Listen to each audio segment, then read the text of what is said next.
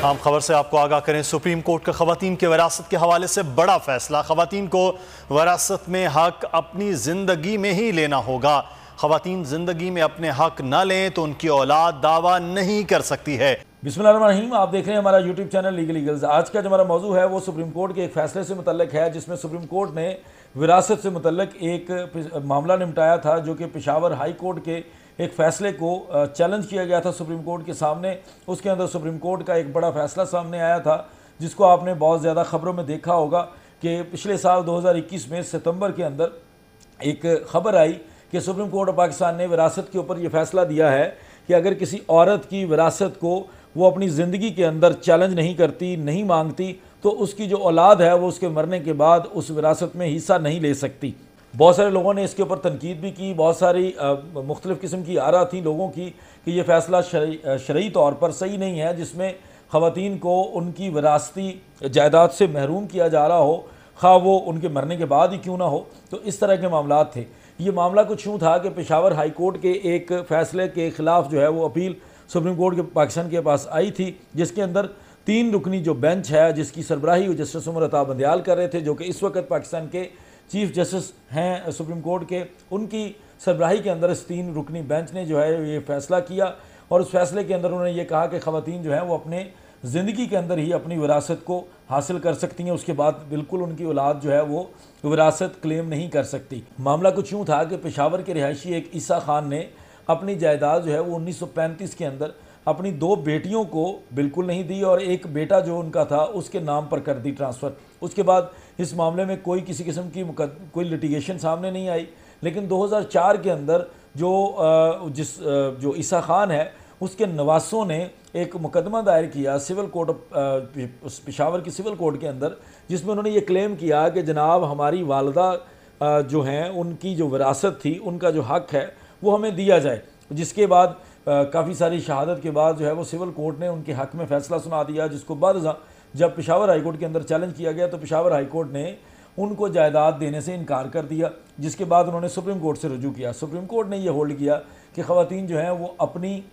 ज़िंदगी के अंदर विरासत क्लेम कर सकती हैं, और सिर्फ इस हद तक रिमार्क सामने आए, लेकिन आज तक उसका तहरीरी फ़ैसला नहीं आया। इस मामले में सुप्रीम कोर्ट के चीफ जस्टिस साहब से भी गुजारिश है कि आज तक इस विरासत के इस मामले से मुतल्लिक जो है वो लोगों को तशवीश है कि वो फ़ैसला आखिर कैसा था, वो फ़ैसला क्या था, उस मुकदमे के अंदर क्या फ़ैक्ट्स थे, क्या उस मुकदमे के अंदर कोई मुख्तलिफ चीज़ थी, या वाकई ही आप सुप्रीम कोर्ट ने ये फ़ैसला सुना दिया है कि ख़वातीन जो हैं वो विरासत के अंदर हिस्सेदार नहीं होंगी अगर वो ज़िंदगी के अंदर अपनी विरासत नहीं मांगेंगी, जो कि शरई तौर पर बज़ाहिर लोगों की ये आरा हैं कि ये सही नहीं होगा अगर ख़वातीन को उनके विरासती हक़ से महरूम कर दिया जाए। लेकिन चूँकि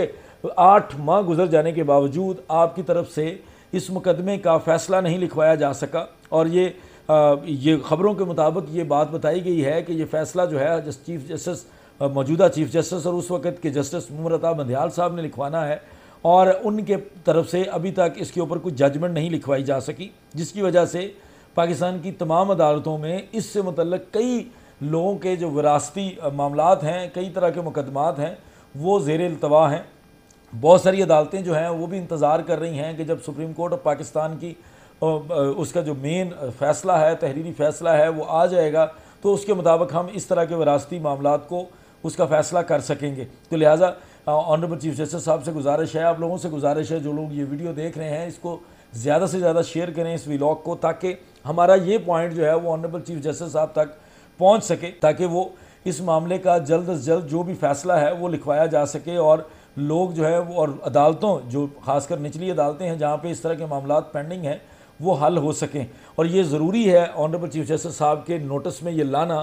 कि जनाब इस वक्त जो पाकिस्तान की निचली अदालतों के अंदर ये लोगों के जो दीवानी मुकदमात हैं, उसमें जो पाकिस्तान के लोगों की आपस में जो लिटिगेशन है, उनकी जो कानूनी जंग है, उसमें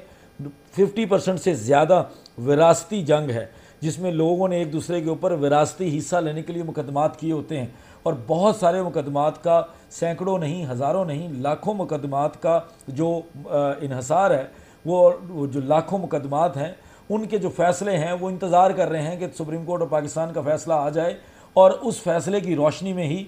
तमाम जो निचली अदालतें हैं वो विरासत के इस तरह के सवालात का फ़ैसला कर सके। तो गुजारिश है कि ये जो फ़ैसला 8 महीने से नहीं लिखवाया जा सका, क्योंकि अब तो हमारी अदालतें बहुत ज़्यादा वक्त काम कर रही हैं। मैं फिर कह रहा हूँ कि हम कोई तनकीद नहीं कर रहे, लेकिन गुजारिश कर रहे हैं कि सर जो ये इस तरह का फ़ैसला है जिसको तकरीबन 8 माह गुजर चुके हैं और पाकिस्तान की, हमारे मुल्क की जो आम आवाम है वो सफ़र कर रही है, वो इंतज़ार कर रही है, उनके बहुत सारे मामलात रुके हुए हैं, वरासती मामलात जो हैं आपके इस फैसले की वजह से। तो उन तमाम मामलात को जो ज़ेर इल्तवा हैं निचली अदालतों में, वो हल हो सकेंगे अगर ये फ़ैसला आ जाता है। बहुत शुक्रिया। अस्सलाम वालेकुम।